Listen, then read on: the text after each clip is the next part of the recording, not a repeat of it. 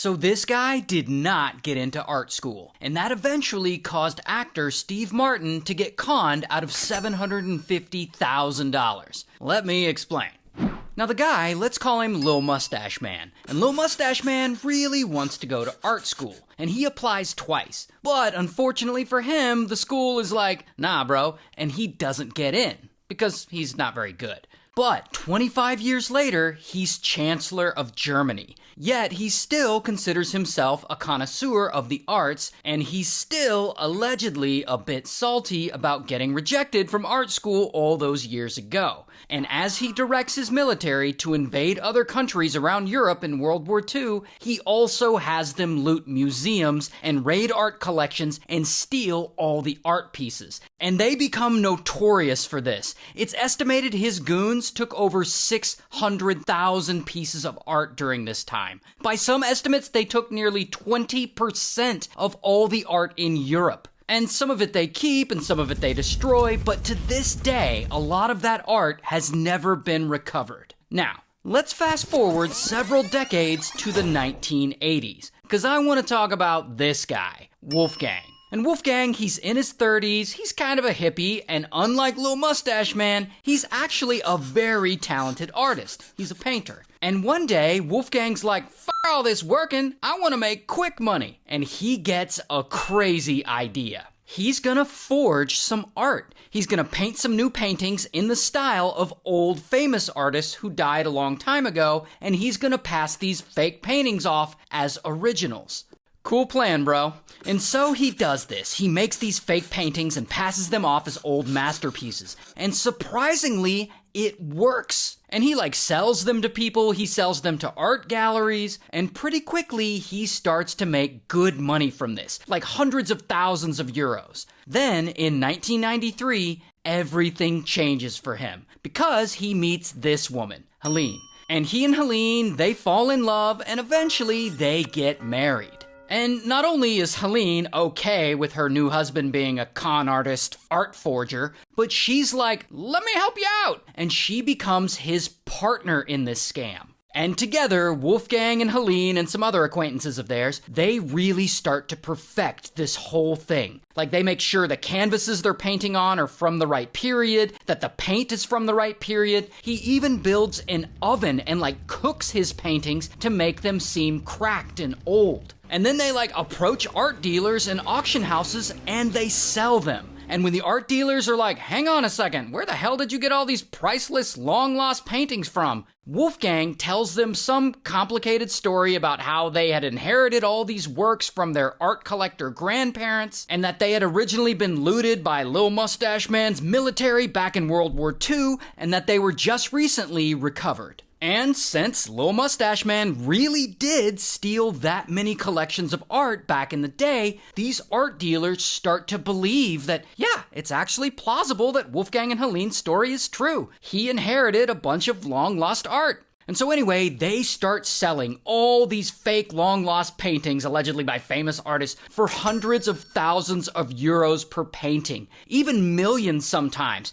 They make 2 million euros off one painting alone, or about 2 million US dollars. And so suddenly they're rich. And now that they're rich, they gotta go and buy a bunch of shit for themselves, because that's what you gotta do. And they buy a big mansion in Germany and a villa in South France. They're traveling around to all kinds of places, chilling on yachts. They apparently dress all high class now, and Wolfgang's driving a pimp-ass Jaguar. And so this scam goes on for years. Wolfgang will make a fake long-lost painting in the style of a well-known dead artist, and they'll claim it's authentic and sell it for a ton of money. And yes, there are actually skeptics. There are authenticators and people in the art world who start to doubt them. No way you have all these old originals. And they really start to push them on the authenticity of these. And of course, Wolfgang's like, "Nah, these paintings have been in Helene's family for years. We have really old photographs of Helene's grandmother standing next to them." And so to squash these accusations, Wolfgang and Helene will dress Helene up in vintage clothes and take a photograph of her with some of these paintings in the background. But they'll make the photograph look vintage too. And they'll show it to the authenticators "Look, here's a really old picture of Helene's grandma in front of the paintings." This, what you're looking at, is actually a photograph that they faked. This shit is wild. And so they get not just people to believe them, but like art authenticators to believe them, and experts believe them. They have everyone fooled. Needless to say, this plan is working. And at this time, in the early 2000s, it's estimated that Wolfgang and Helene and their accomplices have profited over $100 million from this scam. $100 million from fake paintings. And to make it worse, it seems like no one is going to catch them. Until Wolfgang screws everything up by using the wrong color. Because one day in 2006, he's painting one of his fake-ass paintings, and he runs out of the color white. No big deal, he'll just make some more, because he usually mixes a lot of his own colors. But on this particular day, this one time, I don't know if he's running late or if he's just feeling lazy on this day, but instead of mixing his own white, he goes to the store and buys a tube of white that has titanium in it, or titanium white. And he uses that to finish his painting. Then, after he finishes, he and his crew sell it to a trading company. And they tell him that it's by this famous dead painter, it was painted back in 1914, and that it's all legit. And they sell this fake 1914 painting for 2.8 million euros, or about $3 million US.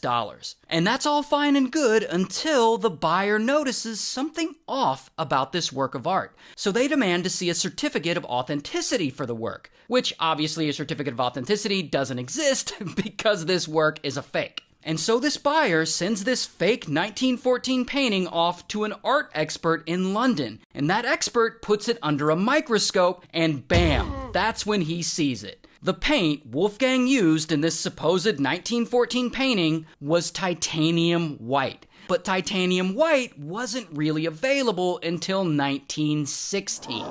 And so this buyer gets pissed, because he just got ripped off. And he goes and he files a complaint with a district court in Germany. Then the Berlin State Police gets involved, and they start investigating. And they discover what you already know, that this painting is fake as fuck. Not painted by some master in his workshop, but painted by Wolfgang, probably in his garage. And from here, pretty quickly, word starts to spread around the art world, and boom, there are lawsuits galore, as Wolfgang and Helene start getting sued by a bunch of the people they ripped off. Then, one morning in 2010, when old Wolfie and his wife are about to drive away from their big-ass mansion, pow, a bunch of police cars suddenly surround them, and bam, they get arrested. And I don't have a mugshot, but here's what he looks like in real life. So, then what does all this have to do with the actor Steve Martin? Well, apparently Steve Martin is an avid art collector, and in 2004 he actually bought a painting from a gallery for about $750,000, and I assume he thought this painting was badass. Well, unfortunately, it was a painting that Wolfgang had done, aka